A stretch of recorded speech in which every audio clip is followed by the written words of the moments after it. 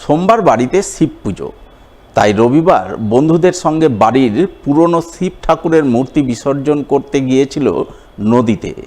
কিন্তু মূর্তি বিসর্জন করতে গিয়ে ঘটল মর্মান্তিক ঘটনা।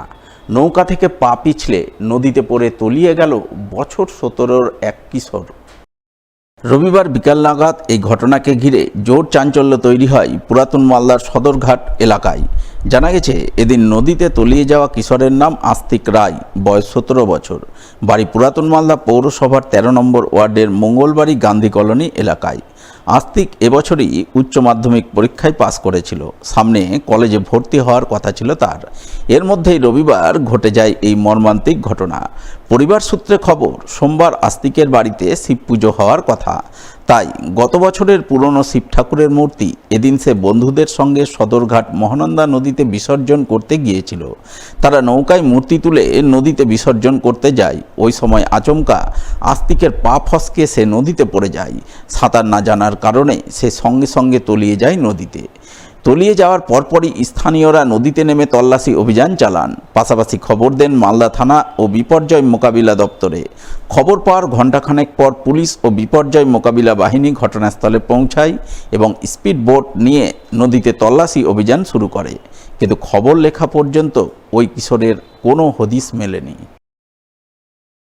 আজকে আমাদের পুরাতন মালদা পৌরসভার 13 নম্বরের গান্ধী কলোনি একটা বাড়িতে আগামীকাল মনসা পূজা আছে। সেই পুজো উপলক্ষে আজকে পুরাতন ঠাকুরটা বিসর্জন করতে এসেছিল। সেই বাড়ির ছেলে ছিল এবং তার সাথে তার কয়েকজন বন্ধুবান্ধব ছিল। সদরঘাট মহানন্দা নদীতে এসে ঠাকুরটা বিসর্জনের সময় কোনো কারণবশত নৌকা থেকে পিছলে যেয়ে সেটা এখন আমরা খুঁজে পাই, এই অবস্থায় আছে। নামেই নদী, বর্তমানে নদীবক্ষে যত দূর চোখ যায় শুধু কচুরিপানা আর কচুরিপানাই দেখা যায়, জলের দেখা পাওয়ার জো নেই। হ্যাঁ, বর্তমানে এমনটাই পরিস্থিতি তৈরি হয়েছে মালদার বুলবুলচন্ডী ও আইহো এলাকার উপর দিয়ে বয়ে যাওয়া টাঙ্গন নদীতে। নদীবক্ষ গত মাস তিনেক ধরে কচুরিপানায় ভরে উঠেছে, তাই নদীতে জল থাকলেও সেই জলের দেখা পাওয়ার জো নেই। বর্ষার সময় এই টাঙ্গন নদী জলে টইটুম্বুর থাকলেও ফাল্গুন থেকে সেই নদী অন্য রূপ ধারণ করে। ঘুরে বর্ষা আসার আগে পর্যন্ত গোটা নদীবক্ষ কচুরিপানায় ভরে থাকে, যেমনটা রয়েছে এখন। ফলে বর্তমানে বুলবুলচন্ডী থেকে আইহো পর্যন্ত টাঙ্গন নদীবক্ষে চোখ বুলালে জলের দেখা মেলে না। যেদিকেই চোখ যায় শুধু সবুজের সমারোহ, অর্থাৎ সবুজ কচুরিপানার ছড়াছড়ি।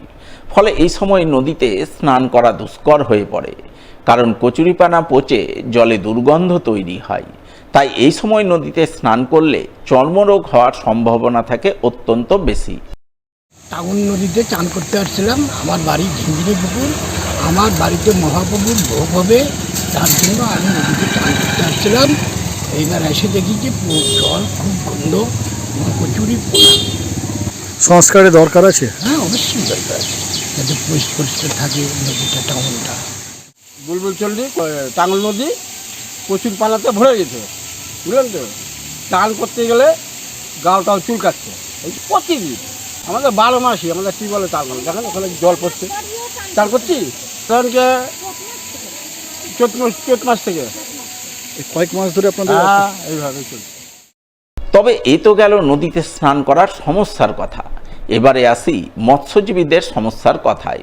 বুলবুলচন্ডী ও আইহো এলাকার উপর দিয়ে বয়ে যাওয়া টাঙ্গন নদীতে মাছ ধরে জীবিকা নির্বাহ করেন বহু মৎস্যজীবী, কিন্তু বর্তমানে তাদের মাছ ধরা বন্ধ হয়ে পড়েছে, কারণ নদীবক্ষ কচুরিপানায় ভরে থাকায় নৌকা চালানো দুষ্কর হয়ে পড়েছে।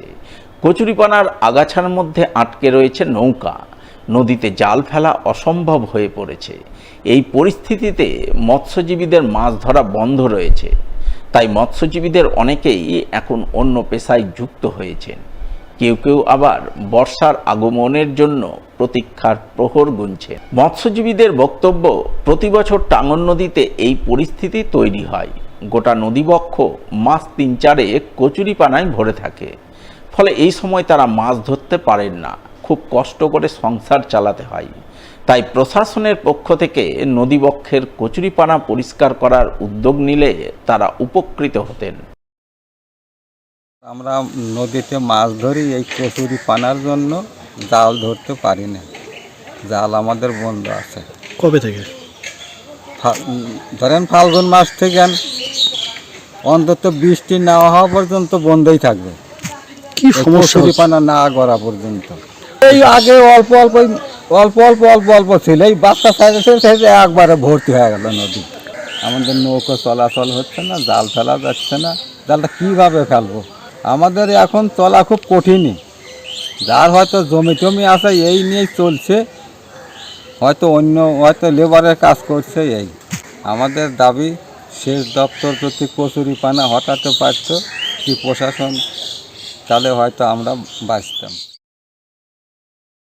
সমাজসেবামূলক কাজে এগিয়ে এলেন মালদার রতুয়া 1 নম্বর ব্লকের নবারুণ সংঘের সদস্যরা। সমাজসেবার অঙ্গ হিসাবে রবিবার আয়োজন করলেন এক বিনামূল্যে স্বাস্থ্য পরীক্ষা শিবির। তবে শুধু স্বাস্থ্য পরীক্ষা শিবির নয়, সোমবার রক্তদান শিবির করতে চলেছেন নবারুণ সংঘের সদস্যরা। রবিবার প্রথম দিন ক্লাব প্রাঙ্গণে বিনামূল্যে স্বাস্থ্য পরীক্ষা শিবির অনুষ্ঠিত হয়। শিবিরে পরিষেবা নিতে বহু সাধারণ মানুষ ভিড় জমান। তাদের বিভিন্ন ধরনের চিকিৎসা পরিষেবা দিতে বিভিন্ন বিভাগে অভিজ্ঞ চিকিৎসকদের উপস্থিতি নজরে আসে। এদিনের এই স্বাস্থ্য পরীক্ষা শিবির সুষ্ঠুভাবে পরিচালনা করতে সহযোগিতার হাত বাড়িয়ে দেন রতুয়া নবারুণ সংঘের সম্পাদক সৌমেন সাহা, সভাপতি মোহাম্মদ নইমুদ্দিন সহ অন্যান্যরা। আমরা এই ক্লাবের পক্ষ থেকে আজকে এবং আগামীকাল দুটো সমাজ কল্যাণমূলক প্রোগ্রাম রেখেছি। আজকে আমাদের ক্লাবে ফ্রি হেলথ চেক আপ হচ্ছে এবং এই ফ্রি হেলথ চেক আপে 5 জন স্পেশালিস্ট ডক্টর রয়েছেন, একজন general physician, dentist, child specialist, eye specialist এবং গাইনোকোলজিস্ট। দুস্থ পরিবার যেন সাহায্য পায়, তারা যেন তাদেরকে অনেক দূরে ডাক্তার দেখাতে যেতে হয়, তাদেরকে যতটুকু পারছি আমরা ক্লাবের তরফ থেকে সাহায্য করার চেষ্টা করছি। আগামীকাল আমরা আমাদের ক্লাবে দুপুর 12টা থেকে স্বেচ্ছায় রক্তদান শিবির এর আয়োজন করেছি। কারণ আমাদের জেলাতে এখন প্রচুর রক্ত সংকট, এত বেশি থ্যালাসেমিয়া রোগী বেড়ে গেছে যে প্রতিনিয়ত প্রচুর রক্ত লাগছে। এবং আশা করছি যে আগামীকাল যে রক্তদান শিবিরটা আছে, আশা করছি সে রক্তদান শিবির মানুষকে সঙ্গে নিয়ে আমরা সফল করতে পারবো। অন্যদিকে সন্ত নিরঙ্কারী মিশনের ভক্তবৃন্দের উদ্যোগে এক রক্তদান শিবির হয়ে গেল মালদায়। রবিবার এই শিবির অনুষ্ঠিত হয় মালদা শহরের ঝলঝলিয়া রেলওয়ে হাই স্কুলে। আমন্ত্রিত অতিথি হিসাবে হাজির ছিলেন ইংরেজবাজার পৌরসভার চেয়ারম্যান কৃষ্ণেন্দু চৌধুরী, কাউন্সিলর গৌতম দাস সহ অন্যান্যরা। এদিন সন্ত নিরঙ্কারী মিশনের পক্ষ থেকে ঝলঝলিয়া রেলওয়ে হাই স্কুলে ধর্মসভার আয়োজন করা হয়। পাশাপাশি রক্তদান শিবিরের আয়োজন চোখে পড়ে। সংস্থার ভক্তরা জেলা স্বাস্থ্য দপ্তরের শীতাতপ নিয়ন্ত্রিত যানে রক্তদান করেন। গোটা ভারতবর্ষ জুড়ে আছে, মালদায় তারা বিভিন্ন সামাজিক কাজ করছে এবং রক্তদান শিবির হয়েছে। আমি এসছি এবং আমার সঙ্গে গৌতম, এই ওয়ার্ডের কাউন্সিলর এবং ডাইনামিক ছেলে, সেও অনুপ্রাণিত করছে ওদেরকে। আশা করি এই ধরনের কাজ যত করবে তত সমাজের ভালো হবে।